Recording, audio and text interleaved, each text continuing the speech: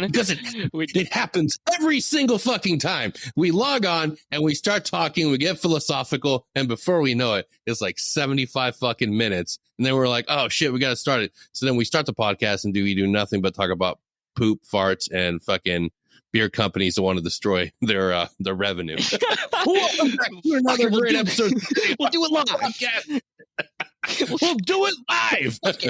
As always, I am your host, Danny Caballero, and today I have the pleasure of having the one, the only Adam Bardwell, the CEO and creator and great mind behind nonstandard.org, trying to bring non-conventional methods of healing to our service members.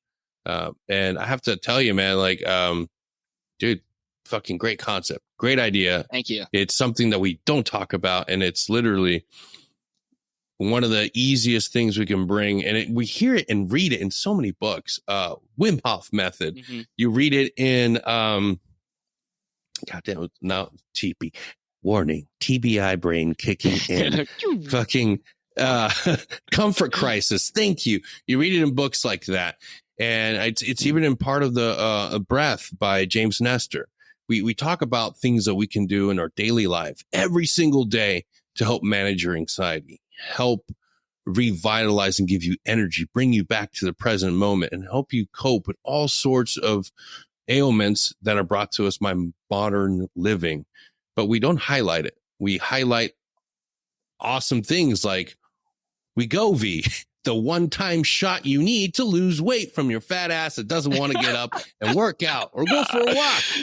Or we highlight things like, hey, Dualisector may cause diarrhea, bleeding in your eyes, cranial space creation, rectal prolapse, all sorts of shit that will kill you, but it might reduce your anxiety. Yeah, the easy it's button. Like, is it? Yeah, hey, is it? I mean, I love my medication. I take my medication, but at the same time, I know for my entire journey has been a journey of finding things that I can do to manage naturally, to manage my anxiety, manage my depression in ways that I don't have to lean on a pill. Through my own work and with the guidance of professionals, not just going off shit all willy-nilly, because that will fuck you up. Yeah, sure. I've been able to switch and modify and reduce the amount of medication that I take because, like, I'm a willing and active participant, and I talk and engage with my doctors. That's do important. I want to be medication free? 100%. Sure.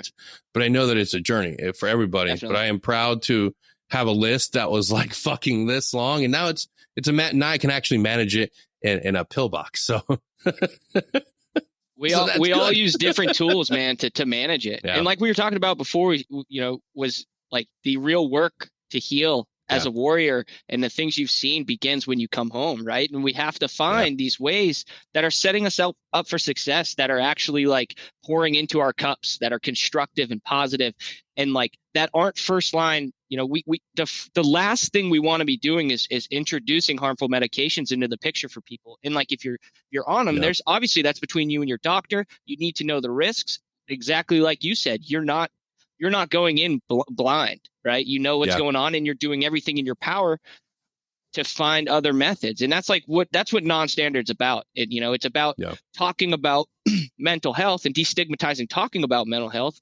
But not only that, we want to destigmatize the non-standard therapies that are associated with, and like, hey, in order to grow and, to challenge equals growth, and growth equals happiness, and happiness is hard work.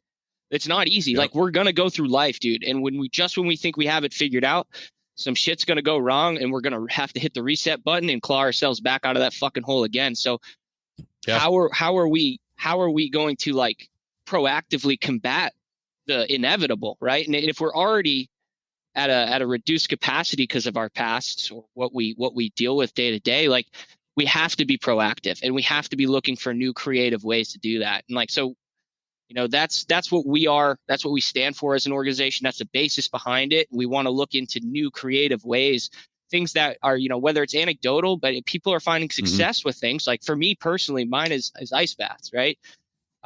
That's my non-medical way. That's how I combat the need to stay off opiates and other harmful things. Every time I go to the VA, dude, they're like, You want an SSNRI? I'm like, absolutely not. And so this is like the kind of the inspiration behind that is I find success with managing my pain because I'm a medical retiree. I have degenerative disc issues. I'm a cancer survivor. I deal with a lot of chronic pain issues.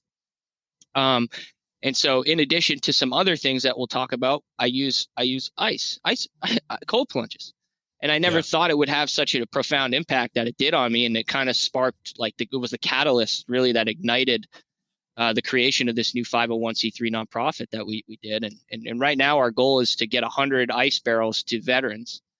And hopefully more, the more money we raise, the more we're going to be able to provide them. And we're all volunteers. None of us take like any pay on this. We're literally just trying to organize and help get people who are interested in trying these non-standard methods and these non-standard tools free in the door, free of cost. Right.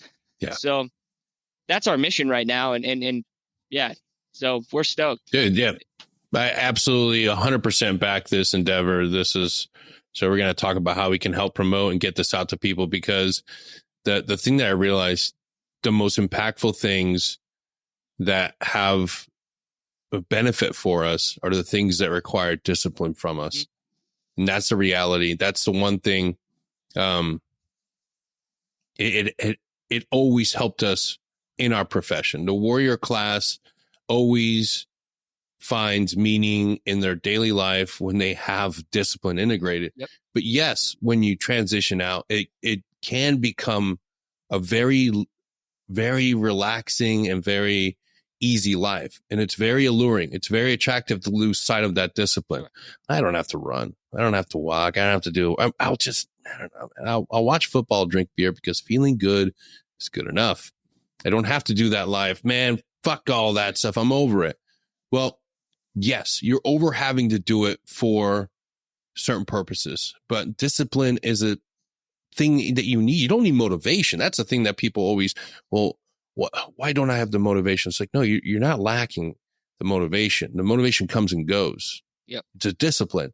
It's what made you successful. It's what made your fucking leadership say, that's the guy I want. Right. That dude shows up on time. He gets it done. That's a dude I want. Right. And arguably all the things that you were successful in life, all the things that you really enjoyed, hobbies, sports, the reason why you were good at it is because you had discipline. You wanted to do that 5K run, or you wanted to do that friggin' endurance challenge. So you had to lay out that timeline, do that training, do the meal prep. The discipline's what helped you. Yep. The disciplines was going to help you overcome your issues and stay on the road to recovery, because I shouldn't say overcome, because it is a journey. Right. You constantly, every day, it's like, everybody had that one instructor. Everybody had that one cadre member in the Q course that always said, hey, you don't earn your green beret when you walk through that fucking stage, kid. You earn that green beret every fucking day. Right. When you show up to the fucking team room, you're earning that green beret. Every day is a fucking interview. You got what it takes. Take that same discipline when you're walking in that path on that journey to getting better and staying better. All of us can be pulled off of our straight and narrow. All of us, like, at any moment, we can be going through a loss. We can going through mourning a relationship. You can lose a job. You can go through all these wonderful things in life. And it's important to acknowledge the pain and the loss. Right. Give yourself that time. But then what gets you out of there and gets you back on the road? Sure. Gets you back, move. It's fucking discipline. Right. And we don't talk about that. We don't share that idea that, hey, it's not about the fucking motivation from Dave Goggins or fucking Jocko. You need to be a fucking savage. Yeah. All right, dude. It's like discipline doesn't have to be that. Discipline's like, I'm going to get up. I'm going to do what's good for me. What's good for my family. I don't get that mentality, bro. I do. Like I've already almost railroaded my marriage for what I wanted to achieve in the military. I'm not trying to do that shit on the outside, man. That's a sure. I don't got any college in my knees. Maybe don't run 42 miles a day. But for everybody has their path. Yeah, everybody has their own way. Everybody has their own path. And I guarantee he doesn't battle substance abuse or issues. He's found something that works for him. Yeah, dude, it's all about rechanneling addictions. It's rechanneling, things that are like, dude, God, he does great things. He motivates a lot of people. Yeah. I'm not. It's one of many methods. One of many methods. Whatever works for you, find it. And that's what it's about, right? And that's the important thing, man. Everybody has to find their way. But like I said, one of the key ingredients that we all have to face, and I'm fucking guilty of it too, like discipline. Like, get up. Yeah, no one's perfect. Nobody. One's perfect. It's absolutely not. Continued work. That's like, dude, so much of like what is available to veterans, what is available to active duty people, right? Yeah. In terms of care. Like we as a society, even, right? The issue is a lot larger than what we face just in the veteran community, law enforcement, first responder, and then just society in general in terms of mental health is the lack of diversity of care that's available to people. Yes. Do you know what I mean? Like we need to have things that if they work for you, you need to be able, like there's zero reason that every veteran shouldn't have a stipend for a physical exercise, some sort of gym membership. Doesn't matter what it is. Yeah. That's therapy, right? Brazilian Jiu-Jitsu to me is therapeutic. That is that's a non-standard therapy. I use that in place of many things, right? Yeah. That teaches me how to deal with stress in life, both on and off the mat. It's a new hobby that I found that I love, right? And it's pouring into my cup. It's giving me purpose, discipline. So many guys are flowing into that because it puts you in an uncomfortable position, and you got to think and breathe and be in the moment to get your way out of it. So many guys are finding that right now, and it's a tool for so many people. Like, and guys are flocking to it. It's insane how many people are finding it. And they're all saying the same thing. They're not doing it for, I'm bringing this skill set back to the team because I want to be like Steven Seagal. Everybody I've talked to that's doing it is like, it helps me clear my mind. It helps me deal with my anxiety. It helps me fight and combat rumination. It puts me in a present moment. Those are all things that I get from mindfulness. Those are all things that I'm constantly talking about. And these guys are finding it. And they're also finding camaraderie and brotherhood outside 100%. Of the team room. Huge, dude. And that for me, and that as we grow as an organization, those are avenues we're looking to continue down, right? Like, so actually I my gym is partnered with me, and they've donated desk space. They allow me to work there when I need to. They're donating that space. We're looking into doing veterans roles a couple times a week, dude. So it's sick. It's unbelievable. And when I walked in there, it opened up so many opportunities for me in terms of just community building, right? Like that camaraderie. So many veterans, so many law enforcement, first responders, doctors, people who are just like type A savages, dude.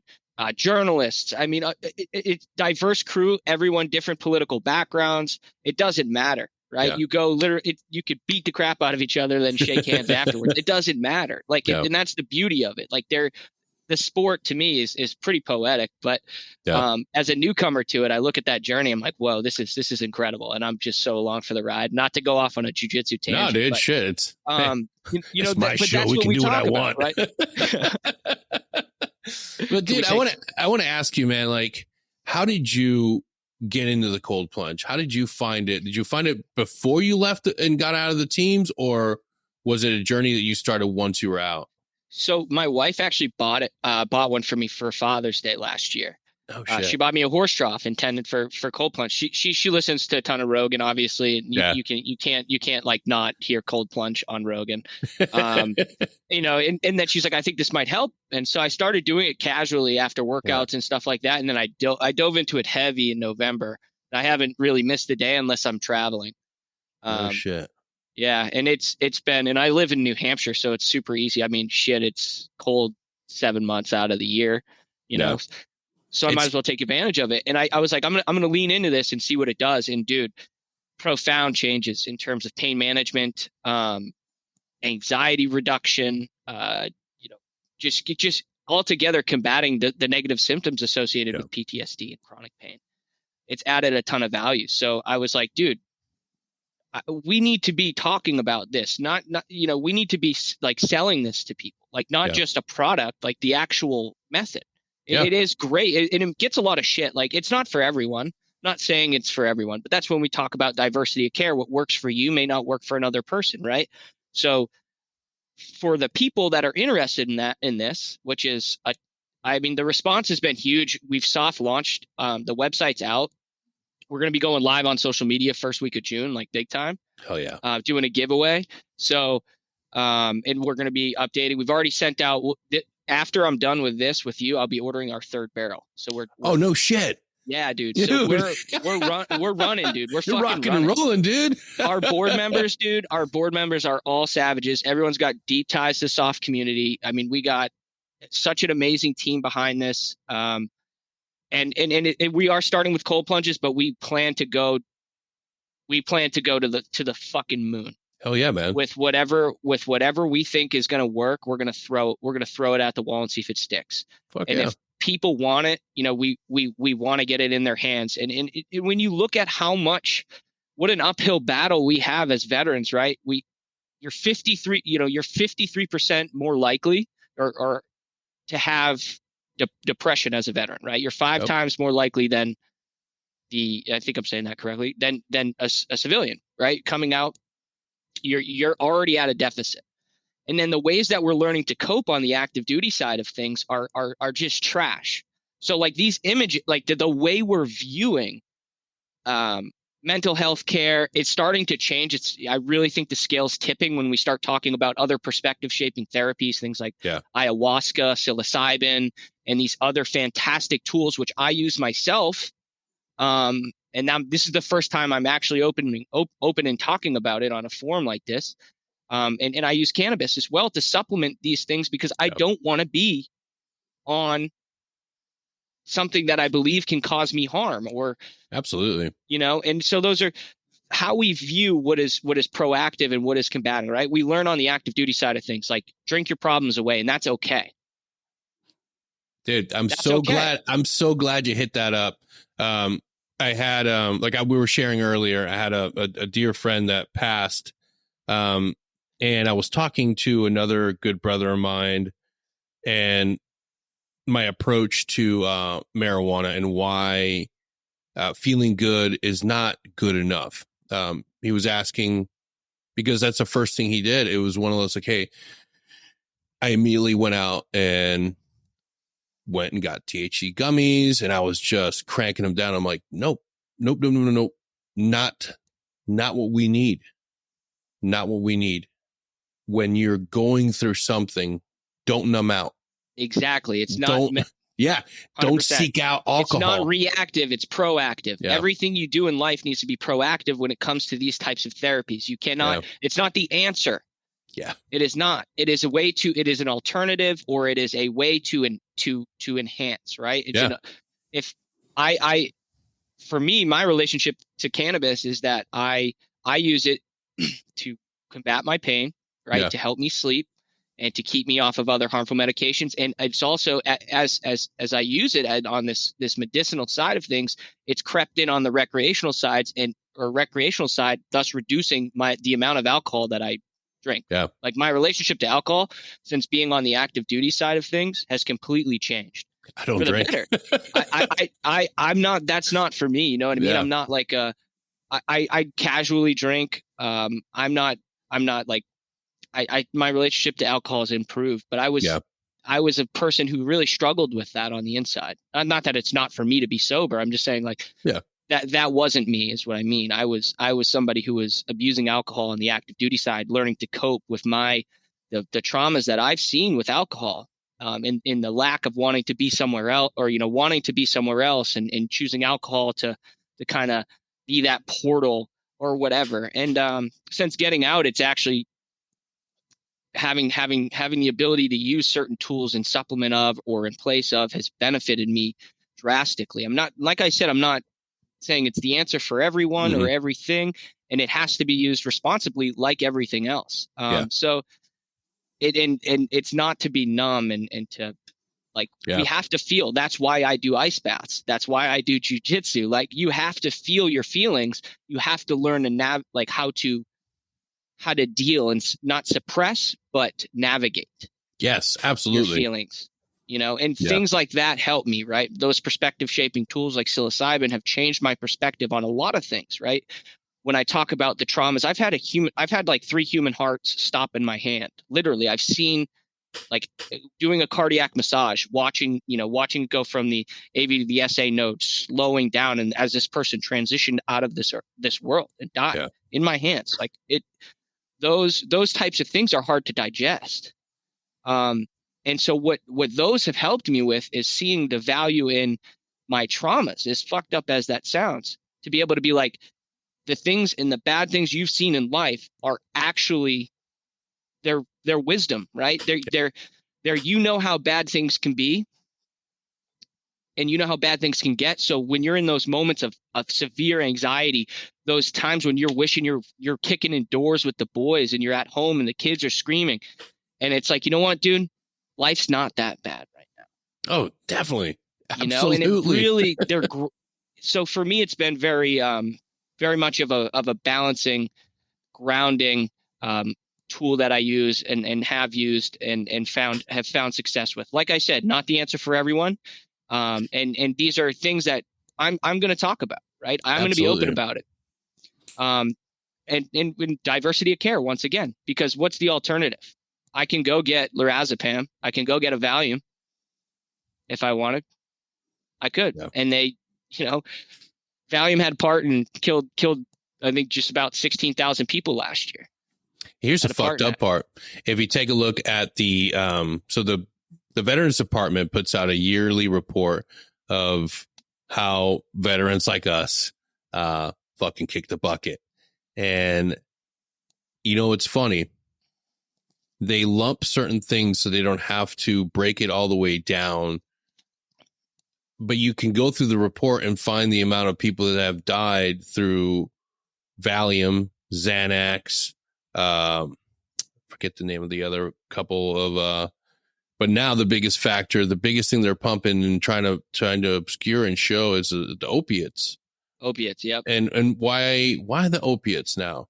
Oh, because there is a kickback if we start sending out more Narcan and start hyper pumping that out to everybody, because it's crucial everybody has it, because everybody's just going to get high. I'm like, or we don't give them the opiates, and then we don't talk about having to make sure that everybody has this Narcan on hand and constantly has this message of like, well, it saves. Okay. Yeah.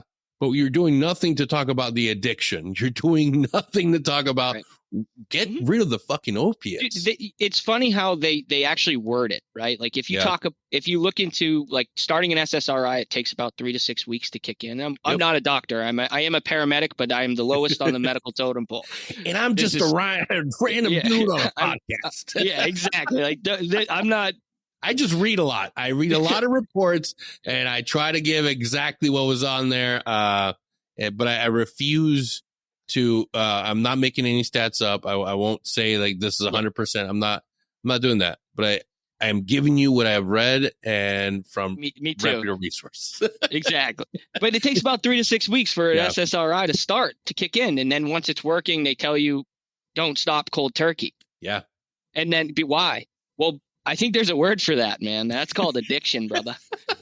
But they don't fucking call it that, dude. No. They're like, just don't stop cold turkey because negative symptoms will set in. It's like they don't even tell you. Junkies call that addiction. Like they call that withdrawal. Like that they're, like it's you're introducing these and getting people chemically dependent on, and then when they stop it, if there's a negative reaction, because all of the holes of care. I talked to a dude the other day. He said he's on 13 different medications from the VA. Jesus. Right? Very little oversight on that. But when people like that stop their drugs, or people who are over medicated, right, are now can't get in contact with their doctors. Yep. That's a life threat at that point, because you now have this person who's addicted, literally physically addicted to these dangerous medications, can't get care. Now they can't get prescriptions filled, and now they're having the most unfavorable outcome of them all, which is the S word, dude. Yeah. Like, dude, I experienced that firsthand with my Provigil, or now the civilian name is New Vigil. Oh. So for all of our saw friends, we were given Provigil to stay vigilant and alert for several days at a time. When you suffer too many TBIs and you can't function, they prescribe the same fucking thing so that you can actually function, have clear, level mind. But what they don't tell you is that can also have withdrawals. Sure. And since Nuvigil and Provigil and all those other derivatives are some of the most sought after drugs because college kids and high school kids and just about everybody is abusing them so they can stay alert for their fucking semester tests. There's going to be a period of time where there's a critical shortage. And that happened to me. And guess what? Right. TRICARE and VA, you're the bottom fucking totem pole when it comes to filling your prescription. I went in and I'm like, hey, got 15 pills left. Need to get my prescription. Like, oh, no, sir. National shortage. We'll be able to fill that. We don't fucking know when. And it's like, right. Yeah. Within. And then whenever shit goes wrong, they're like, oh, well, he was off his meds, whatever that is. It's like, that's your fault then, right? Yeah. Like in theory, it's a real easy to chalk it up as, oh, he was off his meds when something bad happens, right? When somebody takes their own life or whatever, it's a very easy out for these types of medications and these types of companies. And like, I only see when people are going into it uninformed, starting these things, opiates, right? That's the biggest gateway drug known to man. An opiate. Absolutely. Right. There's a very, I truly believe, right, as somebody who deals with a lot of fucking pain, there is a very appropriate time for them right after post-surgery, like pro-surgery. Yes. But like how many people are on the streets holding signs right now that if you asked them, I bet they got like hooked when they were when I got my wisdom teeth out. Yeah. Like those are stories you hear all of the time. Have you seen that documentary Dope Sick? Yeah, dude. Terrible. Fuck. Terrible.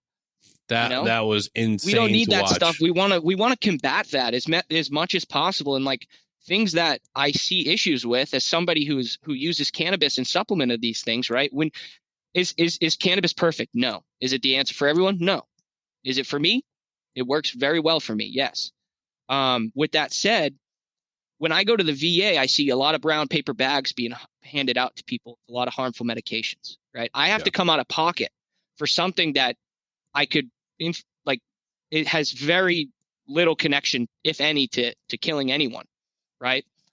And I have to go out of pocket for that, which I have the means, but a lot of guys don't. So the alternative is this potential tool can help you, in which there's not a lot of studies because it's still a Schedule I drug, is to now introduce opiates.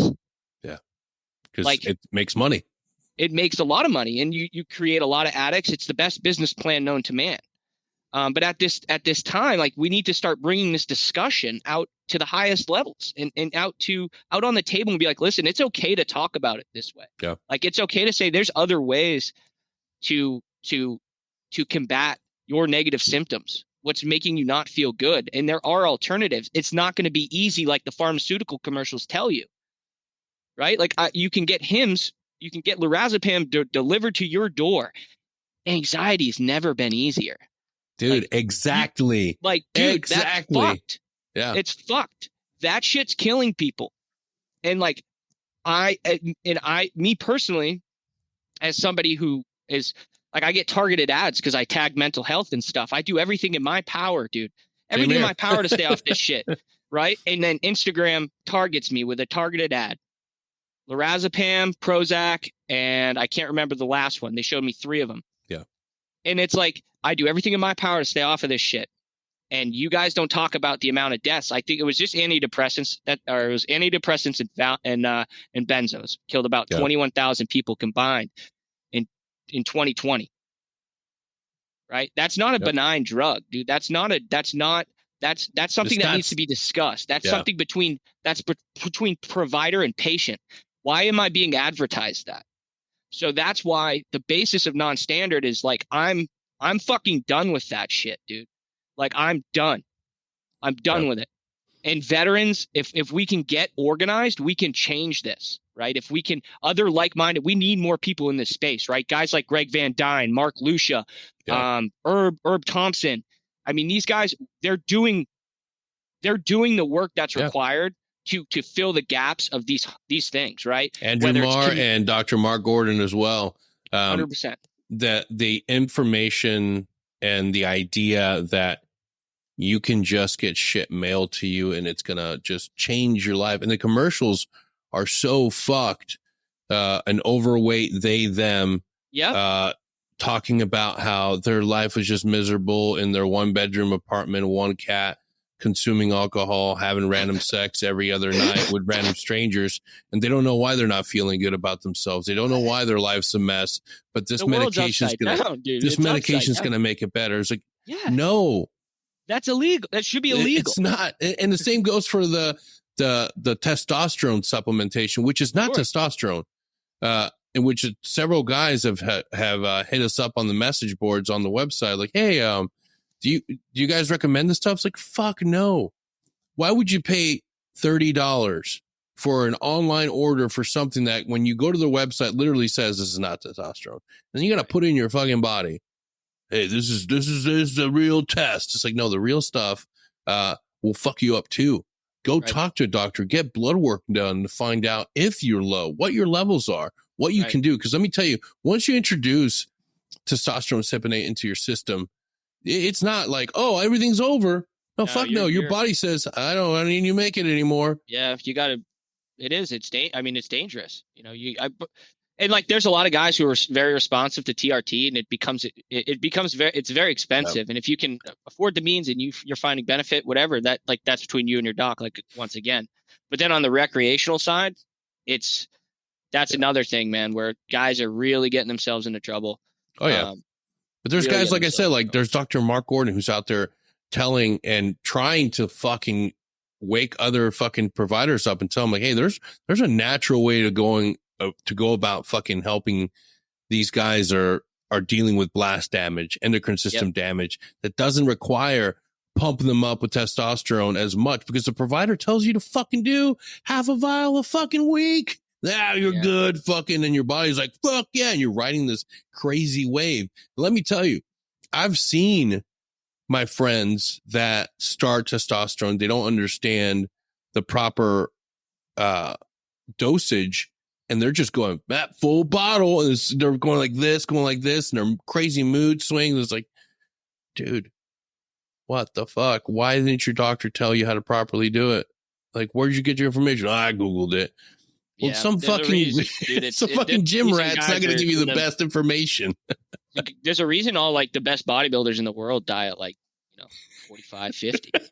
Yes. Like it's sad, but like, it's not harmless. It's pretty dope to feel like, I'm sure you feel awesome on it. But I bet the come down's terrible. Well, I don't judge, man. Like, I really try not to judge on that shit, because like if a lot of guys are low and they are being brought up to like above therapeutic levels, just right on that line, and they're feeling better. It's changing their life. They're getting out again. They're moving. And so like, that's great. That's good to me if your doctor's doing it, but like, it's like on your own. Honest discussions. Know the downside. On your own, dude, not recommended. Like so many guys come out with gyno are getting hurt because of it, because they're getting too big too fast. I don't know. I don't have too much experience with it. It goes back to that same thing. Discipline. Like, get your blood work done. Figure out, get the honest truth. Stop sitting with ambivalence. Stop sitting with the not knowing and wrestling. Go get the information. The government's not going to pay for the blood test, but you can save. If you're willing to save up money to buy a PS5, you can go get some consultation from a good provider and do the blood work, because that's where you're going to really get the evidence that you're low or have some sort of issues. Sorry, I got something in I think I have an eyelash in my eye and it's driving me nuts. Make a wish. Yeah. Fucking, that's going to be fun. That's going to be fun to edit for the YouTube. Fuck that. Keeping it in there. Keep it in there.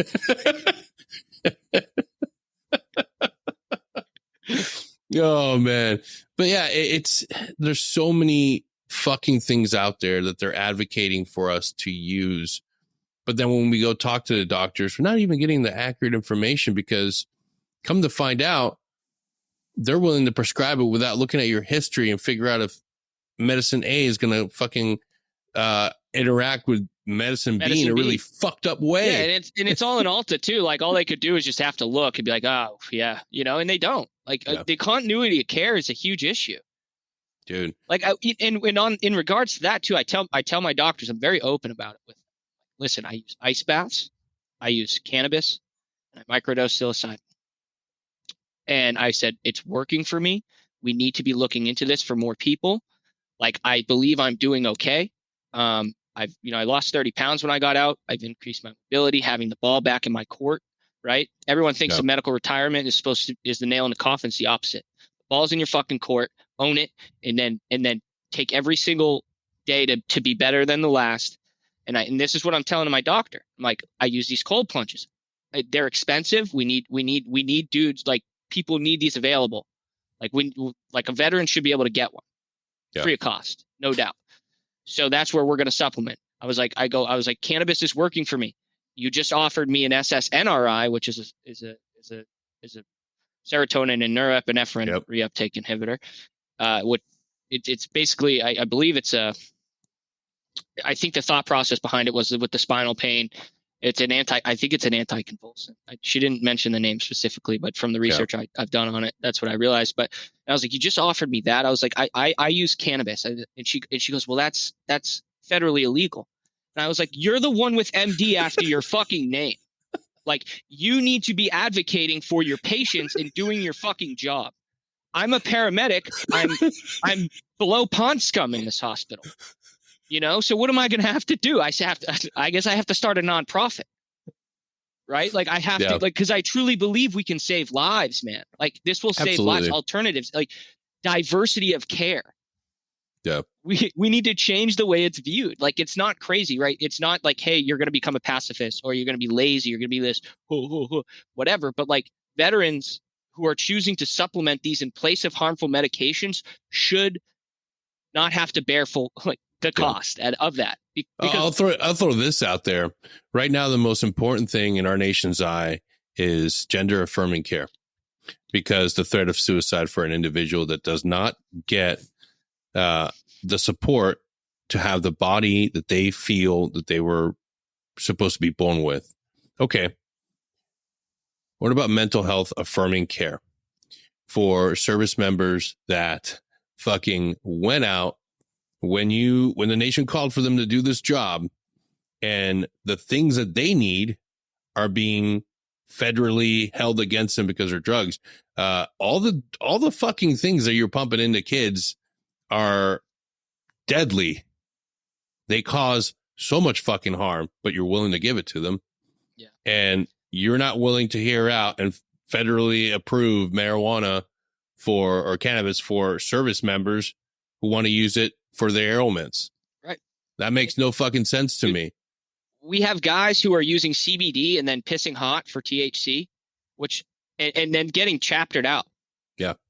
Because these guys want to recover. They want their inflammation down. They want their NSAIDs, they want they're not using NSAIDs all the time. They're not using other harmful medications, right? They're using CBD and they're getting kicked out. So just drop the prohibition and testing of THC altogether. Like why, as somebody who's supposed to be like a general, right? If you look at, I'm going to pull up some numbers for you. I'm going to read a couple hard statistics. So last year in the military, alcohol was responsible for the loss of 320,000 work hours and 34,000 arrests. Okay. And on the recreational side of things, if you're going to allow Joe to get fucked up in the barracks and black out, why would you not allow Joe to smoke a joint, to calm down and just hang out in his barracks room? And they're trying to be more flexible with the alcohol regulations. So they're trying to make it easier for dudes to be able to get fucked up. And it's like, that's the opposite of what we need. Every single incident that has ruined careers that I have seen play out, a vast majority of them, all alcohol. Yeah. All of them. And I would love to speak with a general about it. Be like, listen, dude, like you're supposed to be like the policy writers, the decision makers, the critical thinkers. You deal in life and death decisions all day long, oftentimes without numbers to support any type of decision you're making. Yep. When you have this data, like even you don't even need to really like peel back the data that hard. Just the concept of it. Like if you're going to allow something that has medicinal and recreational purposes into a force where they're learning to cope with a substance that is literal fucking poison and causes you all of these bad things, why would you not even introduce an alternative that is known to have very little negative side effects? Right? Like in terms of it being not only just a medicinal and recreational use, but an operational enhancer. Because if dudes are going to choose marijuana over alcohol, they're going to show up to work on time the next day. They're going to be obviously this, and then you need to be hammered if you're doing this shit on duty the same way alcohol, right? But even if it's CBD, like it just doesn't make sense to me. The double standard. One is teaching people to cope with, and they're carrying this outside of the military. And I can't tell you how many guys I talk to that are like, dude, if I could, I wouldn't drink.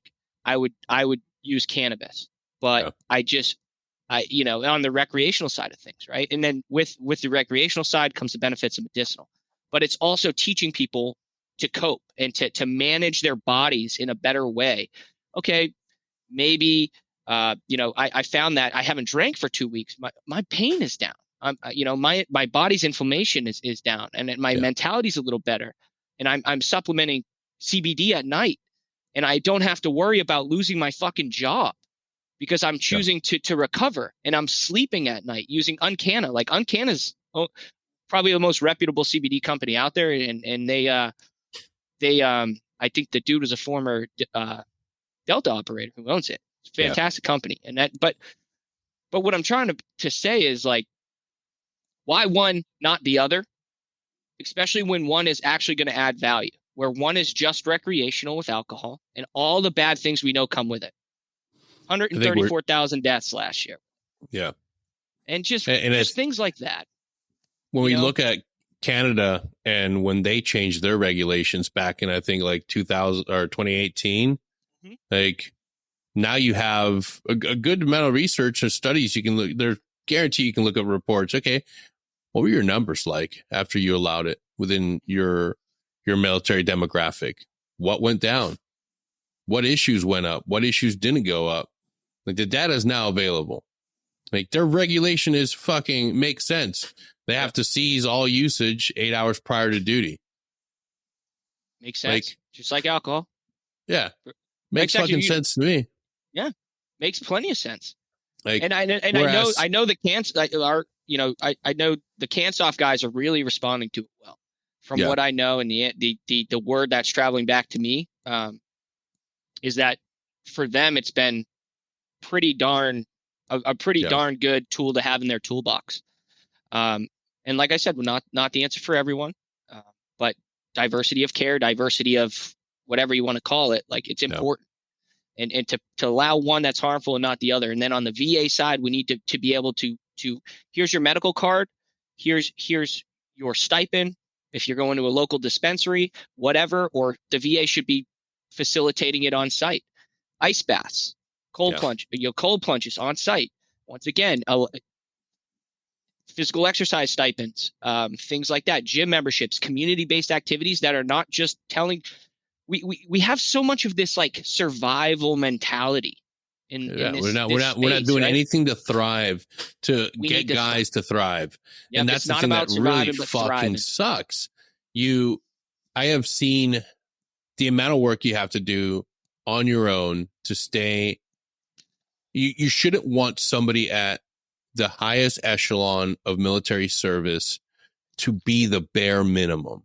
And if you want to be at the absolute peak performance, you have to continually spend more money, go outside, seek outside conventions, outside modalities to stay fit, healthy, ready to take the fight to the enemy.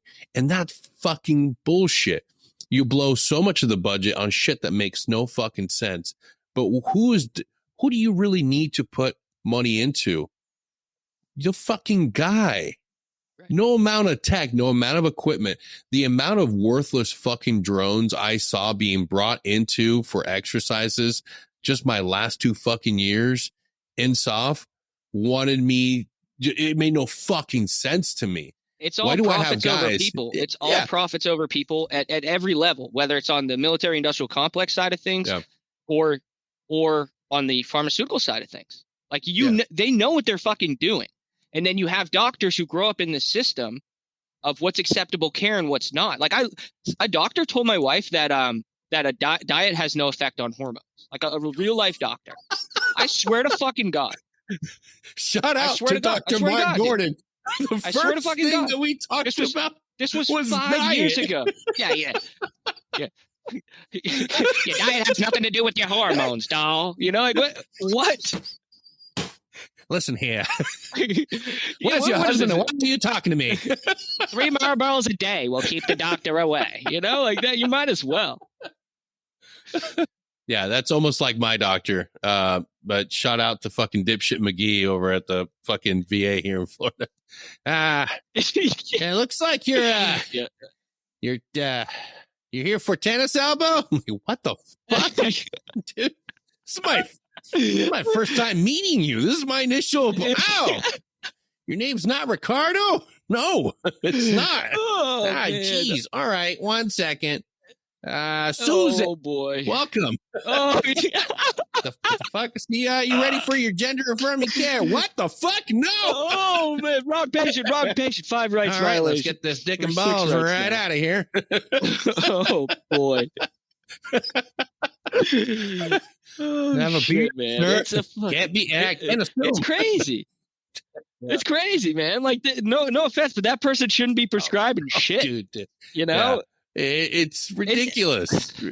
Diet has no bearing. You got to question shit. We got to question shit. Like, it's okay to question shit, unless, I mean, maybe not now. We might eat our words later, but like always. You know, I don't think we're bad guys, man. I think there's a different way to like. To approach life. And that's what needs to be talked about. We need to sell hard work, man. Hard work is happiness. And that's the bottom fucking line. Doesn't matter what it is, dude. It doesn't have to be jujitsu, ice baths, cannabis, psilocybin. Doesn't. But find what makes you fucking tick. It's that simple. Because the first line, everyone, dude, look at children in today's world. Everyone thinks the first line defense is a pill. Our children are over medicated. They are literally undereducated, right? Look at what COVID did. And then we're wondering why kids are running into schools and shooting them up. Like, let's have a hard conversation here, right? We need to teach kids to be resilient. We need to teach kids that you don't need that pill. You are anxious. That is normal. Anxiety is normal. Anxiety and stress are normal things. Right. We used to live in caves where fucking lions were going to eat us and shit. Yeah. Like, that's normal. That's an autonomic response. Like, we can't be trying to stop that at an early age. We need kids to learn to cope. Let them have a temper tantrum. Let them feel sad a little bit, you know? But we can't be introducing these things into children's lives early. And we need to work, and that's on educators, right? Which is broken in this country. That we could talk this all day long, right? Our over politicized educational systems, all of these bad things that are coming out of people pushing personal agendas, not teaching whatever it is on both sides of the spectrum, right? Not teaching just facts, not teaching kids to love themselves and to be empathetic and to love one another, right? Everyone's searching for the next answer in their phones when it's right out here. Yeah. It's right out here. It's talking to people. It's going out in your community and fucking being nice to people. It's holding the door and saying thank you for people, right? Like, those little actions will have ripple effects throughout society. It is that fucking simple. And that's the shit that needs to be said. And our leaders in DC aren't going to do it. No, it's well documented. I'm glad you brought that up. It's well documented. It's well studied that compassion, self-compassion, gratitude, have a impact in your daily life. Like, I can say it now. Like, I teach mindfulness. I have my certifications in mindfulness. I live it. I practice it. And I love it, dude. Like, love it. Beginner's mind. Every fucking day I do it, and every fucking day I'm learning step 1, step 2, all over fucking again. Because it's that important. And one of the biggest things that you learn is fucking compassion. You can go out, and this is to you, audience. This is to you right now. Go to KristenNeff.com or check out her book, Self-Compassion. And I know what you're thinking. I'm not going to fucking read no book on self-compassion. Well, let me tell you why you should. Because self-compassion is more important than self-esteem. It's been measured and it has been shown that self-esteem and that drive to perform, it'll eventually catch up to you where you start being self-deprecating and you fail and you fucking destroy yourself over and over and over and over again.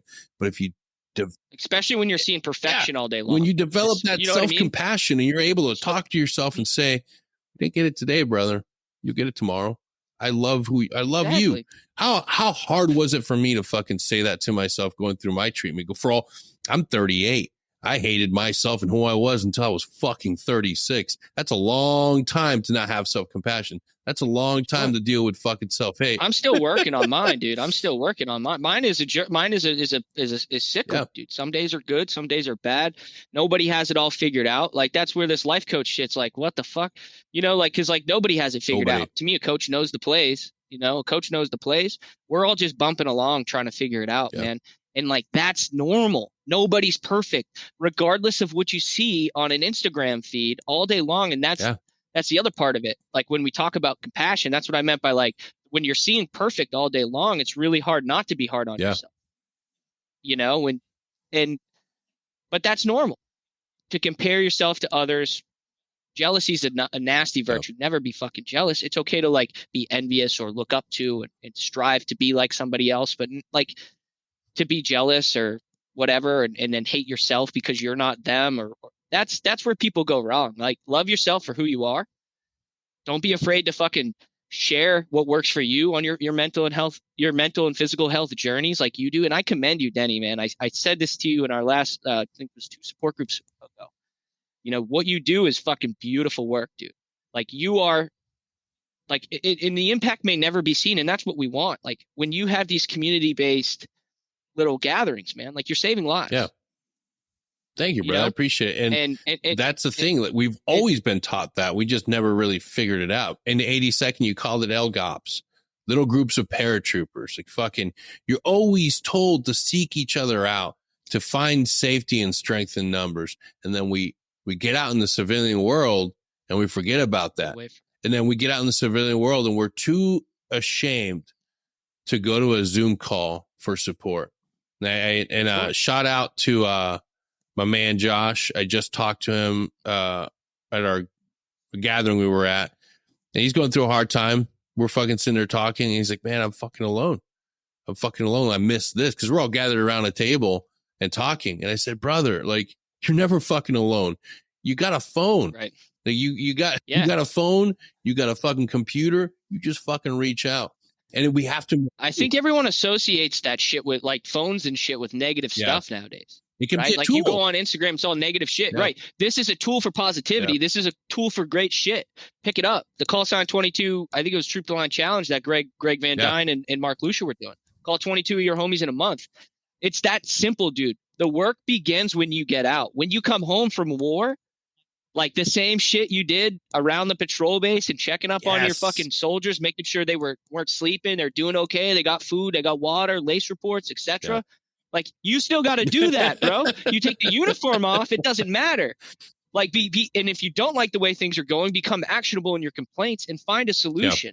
That's what we need. We need more people in this space. There's tons of great nonprofits, podcasts like yourself, podcasts like Security Halt, and like, that's what we need to encourage and talk about, and then encourage talking about it in, like, a way that's not like, tell your wife fuck dinner and go for a run or some shit. You know what I mean? Like, dude, like, it's everybody has this. I forget, not to go on another tangent, but I always find myself, like, finding individuals that I'm just like, man, like, that dude, he doesn't understand it. There's this the sales executive. He's some sort of, like, he calls himself a sales warrior.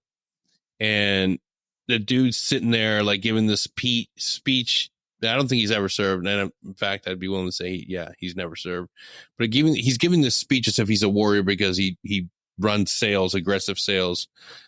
And then he's like, "Hey, why don't you stand up and do the sales creed?" And I, like, pause. I'm like, "Get the fuck out of here, sales creed." And the guy answered back because, like, I didn't feel like doing it. That's why you're a fucking piece of shit. You don't fuck. I'm a man. The reason why I did it is because I'm a fucking man. I wake up at 5 a.m. I put on my man pants, I put on my man shoes, and I go be a fucking man. I'm like, that's not what being a man is, dude. That's not what being a warrior is. Being a man, being a warrior is taking care of your fucking tribe, taking care of each other. 100%. You go to war together. You go to combat together. You go through the absolute fucking worst together. It changes you. It changes your fucking DNA. I didn't know that. Trauma changes your fucking, it's embedded in you. And who else but your brothers 100%, can help you fucking make sense of it? And that's the only people who are going to help you do it. Right. And like when you're calling people and checking up on your buddies and stuff, that serves two purposes. That's checking up on them, and that's reestablishing purpose in your life for something that you held on to big time with your identity as a veteran, or I mean, as an active duty soldier, whatever branch you're in. Like, honestly, I love trooping the line. Yeah. I'd go up to Joe, hit him on the helmet, be like, "What's up, motherfucker? You pulling security? What's your azimuth? That tree left limit, that tree right limit." And then just, tell a joke, maybe be like, "You got any gift, dude? All right, dude. All right." Like, and get out of there. Like, that goes a long way. Those little morale boosts when you're tired, sleepy, wet, hungry, that transfers over, dude. That transfers over into what you do with your support groups, what Call Sign 22 does, what non-standards trying to do with community-based activities and supporting and reducing cost burden to veterans. And that's that's what non-standards about. That's what guys like you and I are about. And we need more people in this space. And like, it's so, dude, it's good to like, to see this kind of this push, because I think it's really impactful and outside of the box thinking, and all the same shit we learned in terms of IO on the inside, dude, can be used for good stuff. 100% man. It takes a little bit of love and effort to wake up and say, you know what, I'm gonna stand here. This is my line. I'm drawing the line. I'm gonna do a peer-to-peer support group. I'm going to dial in, and whoever fucking shows up and gets a golden ticket and shows up and says, "Hey man, I'm having a hard time. I'm here for you."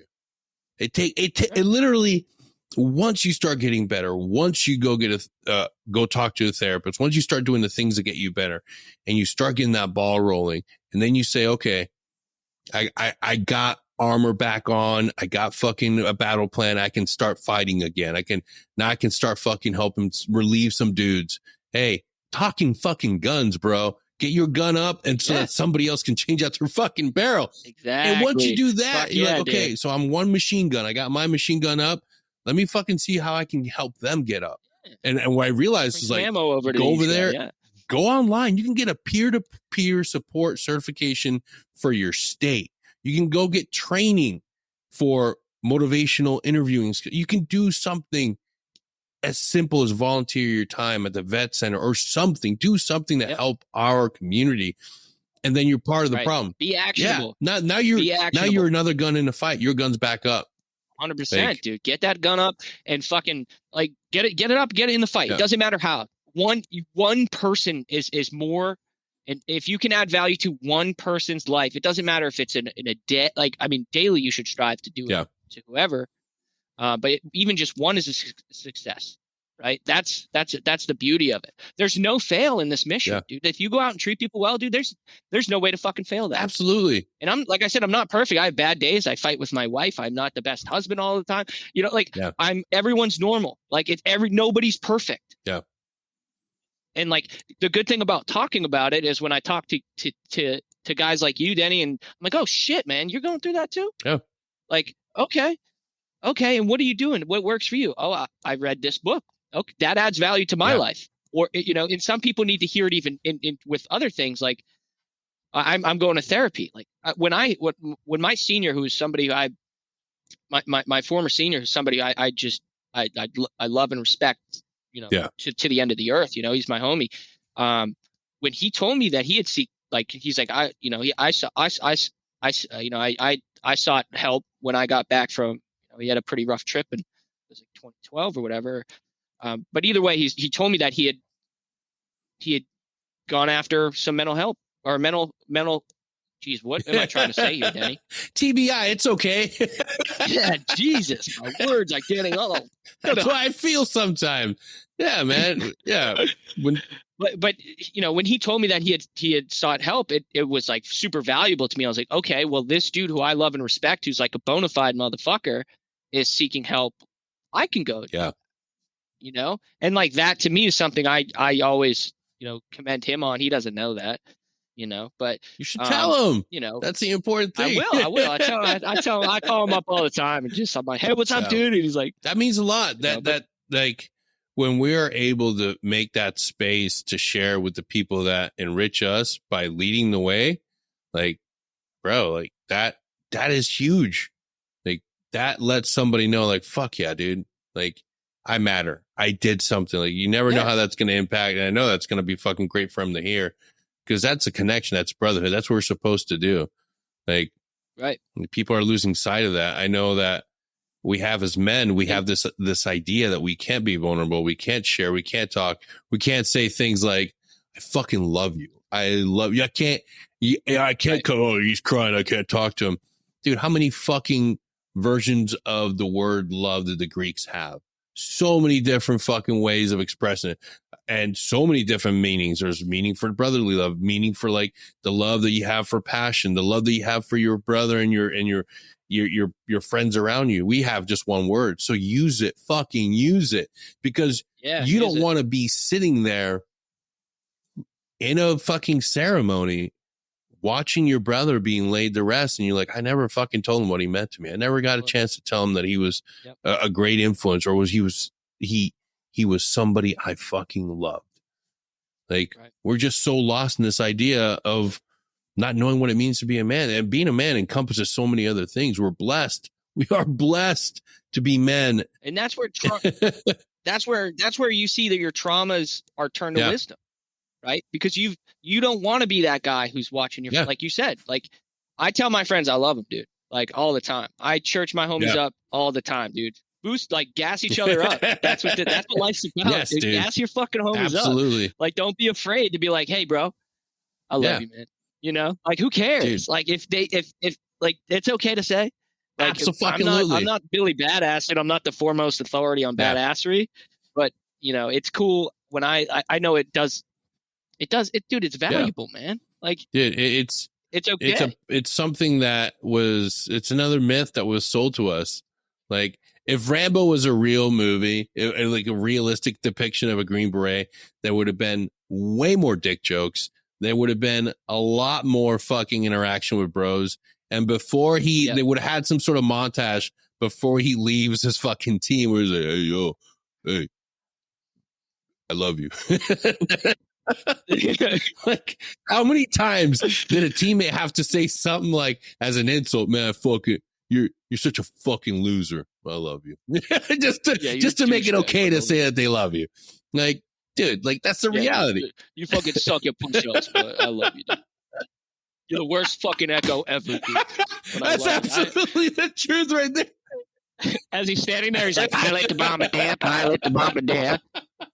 That's the absolute truth. Like, God, Echoes, we shit on our Echoes so much. But dude, it's so hard to recreate those beautiful moments. But you can do it. You can do it by just calling people, by just, by being actionable in your complaints. You can fucking recreate all those moves, or all those. That's.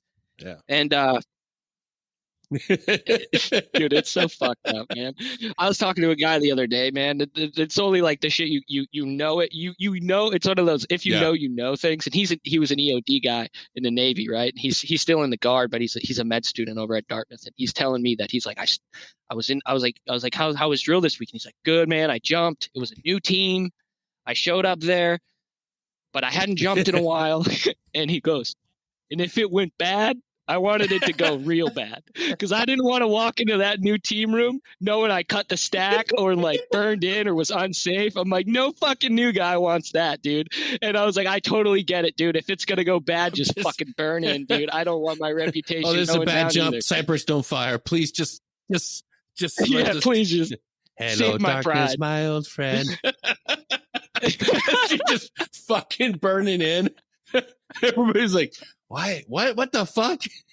Pull, dude, pull. Nope, too embarrassing. Too embarrassing. Nope, dude. I had a bad exit, dude. Yeah. I wasn't flat, dumb, and happy. Fuck it. Only 1% of the audience will get those jokes, but that's okay. Oh, man. Yeah. Adam, thank you for coming on, dude. This has been fucking hilarious. One more time, give us the name of your website. Yeah, man. So we are www.nonstandard.org. Check us out. We'll be on social media, Non-Standard Vets on Instagram, Facebook, etc. If you're interested in receiving an ice barrel free of cost or donating, just go to the website. You can donate right on the website, or you can add your name to what we're calling our ice barrel manifest. That comes, it's all confidential. It comes directly to me and on our team. We keep it in-house. Not a lot of questions. There's no catch. So just add your name on the manifest. We'll try and get you a barrel. Like I said, we got barrel 3 going out. Will be ordered today. Yeah. So that's big news. We also got merchandise, which we're calling mission-driven merch. 100% of proceeds are going towards our mission. And yeah, as we grow, we'll be looking to do some pretty cool things. And we are, and looking at new avenues. We're really just looking for any type of support and help spread the mission, man. So thank you for having me on, Denny. I appreciate you, buddy. Fucking highlight you. And you said your social medias aren't out yet, but they will be. It's when is this whenever you want, live? Man. I'll put this up as soon as we get done with it, or we can launch it on the week that you're going to be launching the whole. Yeah, Yeah, man. Launch June done. First week of Done June. Deal. So if you're listening to this, all right, you sweet, know that man. it's being launched on the first week of June. You know what? I'm going to launch it on my birthday because June 2nd is my birthday. So if you fucks with Security Halt, drop some feet pics on our Security Halt email, sechaltpodcast@gmail.com. Make sure they're tasteful. Maybe put some confetti in there or just do something good for us and help us with our mission. And click that link in our fucking episode description and buy us a coffee or two or buy some merch because that way I get to send you some sweet ass shit and you get to rock some Security Halt swag. Oh, and by then you'll be able to see the new designs. We got some shit coming up that will be very, very tasteful. Yeah, you're going to love the designs. Security Halt Podcast. Worldwide. Pics, dude. That's the tagline. We just started doing it with Floater Joe at Hotmail, which is Eric's. And that's where he gets his VA stuff. So, you know what? Fuck it. Send whatever emails, send whatever pictures, send some pictures wearing the swag, send some pictures doing something good for people. Send it to sechaltpodcast@gmail.com and we'll fucking drop you on our Instagram. Thank you so much for being here, brother. I can't wait. We got another episode we're working on. It's a version of our JTAC symposium, but it's going to be an 18 Delta symposium because now more than ever, I want to have our 18 Deltas perspective on not only mental health, but some of the crazy shit that we've seen in combat, because I feel that one of the most robust MOSs that we have are our 18 Deltas. I always admired them. I was blessed to have some amazing Deltas on my team that just made the world happen. These guys, watching them work, both juniors and seniors were the only. I've never had a bad Delta. That was the one thing. Like everybody can say, like, oh, I've had bad Miko, I've had a bad. Like, I've never seen on my teams a bad fucking Delta. Like they're just fucking good. And there's so much. And when they go become PAs or they get out and they go become a fucking full blown doctor, like you just like, yeah, it makes fucking sense. Like, so yeah, that's why, still working on that with a couple other guys, but, your ass will be on that panel so we can joke and have fun. How's your JTAC symposium? Oh, bro, it's hilarious. You got to check it out. You got to check it out. It's, it was one of the best episodes. It still trends as one of the best ones. And by the grace of God, we had some individuals that went out to Estonia and they brought the podcast over there. So we got some love from fucking Estonian JTACs because they listened to it and they're like, yeah. Fuck yeah, dude. It's the same. Guys that drop ordnance on, unsuspecting farmers in the middle of the night are just, they're all the same. They're all the same. Who would have thought? That's so fucked up. But it's the truth, and I'm sticking to it. Till next time, have a great day, and remember, tell your friends you love them. It's important. Yeah, moral of the story. See ya.